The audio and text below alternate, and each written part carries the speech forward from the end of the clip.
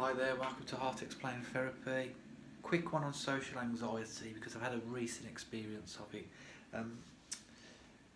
and got a client at the moment who suffers really bad from it. And for me,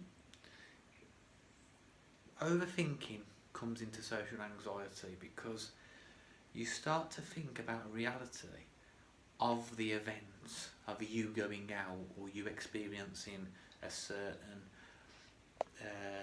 situation, and you start to think about this reality more than you would normally do in a different situation, one that involves you. How would you like to stop in, get really drunk all on your own and do absolutely nothing? Or how would you like to pig out with all your favourite foods and watch Netflix all night? Oh, I don't get any social anxiety with that. No, because you're being comfortable. So for me, the thinking has to initiate a reaction from you. Unfortunately, it initiates the wrong reaction from you. You see, when I have these thoughts now, and I suffer with this, when I have those first thoughts, I realise that my psyche is saying, you've got loads of things that you don't normally like. Here they are. And what the average person who isn't, sort of connected to how to process these thoughts properly, what they will do is, oh, I feel really bad, I'm just going to stress even more. I'm going to stress for a whole week, and it's going to be all for nothing, because I'm going to either go and the reality is not going to be what I imagined, or I'm not going to go anyway, but I've still stressed about it for a week. So it's like the stressing, the overthinking, there's not one thought that you can have that will ever change an external event. You can't get a £100 debt and say, right, I'm going to think that to disappear. No, you can think on how you can get that to disappear, but you can't think it magically away. And this is what social anxiety is for me. It's overthinking of a reality that doesn't truly exist. You're painting a story that so-and-so is going to say this, or I'm not going to like it, or you can't do this because it's going to lead to all these other problems.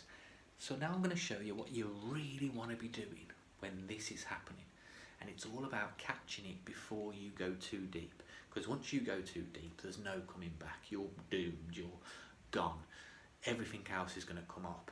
And you're not even going to realise it's social anxiety. You're just going to be a complete and utter jelly head for a week or 2 weeks before you come out of it, and you're just not going to be living in that time, and you're not going to be feeling good in that time. So this is what you need to be doing, catching these thinking habits, aware that you have the social anxiety problem in the first place.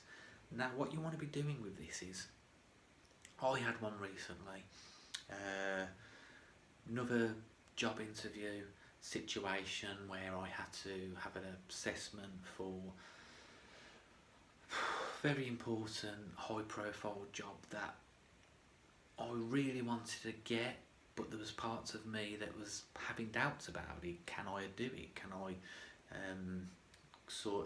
aim this high and be good at it? Can I finally talk the talk? I talk the talk, but can I finally walk the walk? And all these just fears and doubts come up, and this turns into social anxiety because it tells you you don't want to go to this thing when really you do, but you're just having all these stupid thoughts. And luckily, I'm quite aware that the feeling made me feel a feeling that I didn't want to feel, which was lousy crap.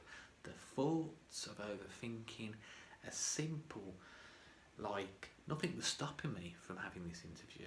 I'm perfectly confident in situations. I'm control my emotions. I can be quite laid back. I can be really natural. I've actually got 100% success record on all of my previous interviews.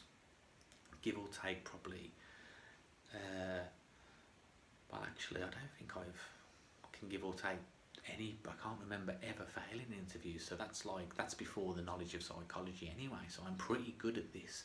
It's just this negative thinking, these illusions are coming up.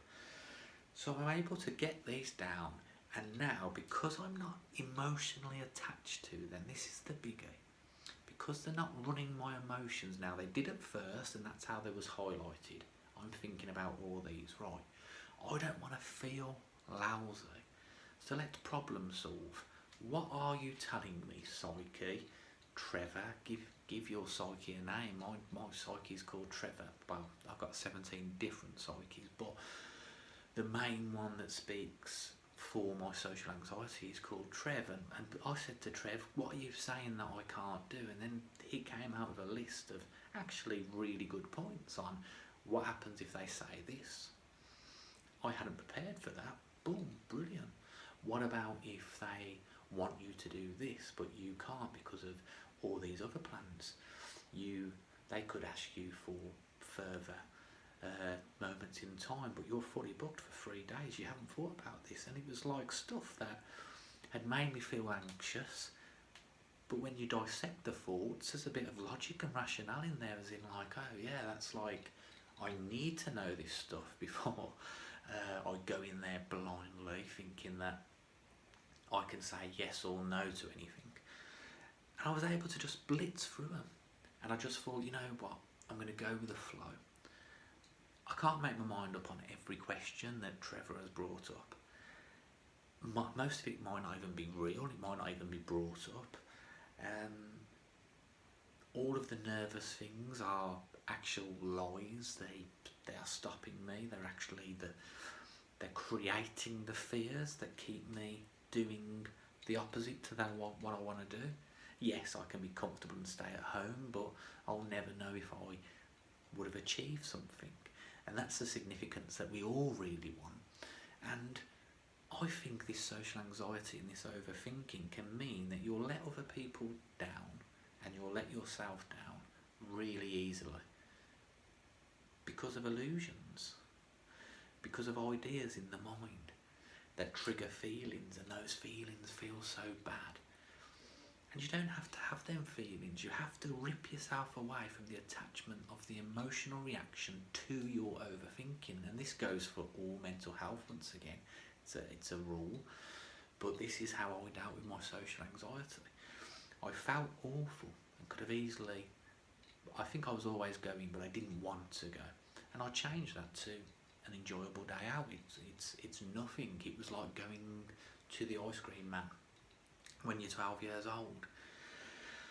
A nice feeling. That was a good feeling. It was an experience. You know, the riding down a hill when it's snowing on a sleigh was a great freeing experience. When you do away with the social anxiety and you work out what it really means and how it's highlighted loads of stuff that you consciously didn't really think about and you're unconsciously just reacting about, and you can just have this mind that just like, right, I can sort all this out in 2 minutes. Half of it's not real. Half of it is actually some really good points. And you know what? I'm never going to really sort out the other half anyway. No matter how much I analyse, I could ring up Elon Musk to sort out 7 of those ideas, and I'm sure he wouldn't know what to do, because we just, let's face it, we just kind of go with the motion, don't we? It's like, does anybody really know what they're doing? Aren't they just all blagging it? You know what I mean? Aren't they all winging it? Have you ever seen that manager when you ask them a question and you can tell they don't know, but they give you that little manager sort of spiel, and it's like it's not answered the question, and like you want to say to them, okay, that's just deflected the question, it's not really answered the question, but you kind of just know they don't know. And you feel bad for them, so you don't take it any further. And I think this is what everybody's doing. Everyone's just winging it. Everyone's just saying, I have mental health and that's why I don't do anything, and that's okay. And it's just like, well, is it really okay to let everybody around you down? Oh, you can't say that. That's going to make a really sensitive person even worse. And it's just like, well, not really, because they'll just drink. They'll just do all the coping mechanisms they do anyway. They don't really give a shit. That's why they've let people down. So offending them doesn't really matter, unless it makes them feel a pain that they want to change. And this is what I think I have compared to other people. Clients that I see don't see their uncomfortable suffering from mental health as a real horrible feeling. I know that for that, I had this social anxiety for about 20 minutes before I become aware of that. I was feeling a bit sort of nauseous because of the interview. And then when I was aware of it, I was just like, oh my God, I can't believe some strange illusion is making me feel that lousy in my life where I can feel really good with inside 2 minutes once I sort the problem out. You gotta feel the pain. You've got to make sure that that uncomfortable crap becomes that uncomfortable you want to really learn about mastering emotions and mastering thoughts and being aware what they mean on a deeper level. And again, we don't have to go hippie, we don't have to go, you're going to find love and you're going to have to do meditation and you're going to have to do yoga and all this crap. That's the same as heroin for me. It's just distracting your mind from your reality. All you have to do is get the intelligence to understand how you function, how your biological system functioning every day in a brainwashed sort of matrix type world. And once you do this, then you will just feel good. And with this intelligence, with the feeling of feeling good, you can just do whatever you want to do, and it's going to be a lot better than just eating pizza and staying in. It's going to, you're going to have a bit more oomph behind you, and I don't mean you're going to order a curry. It's got nothing to do with food.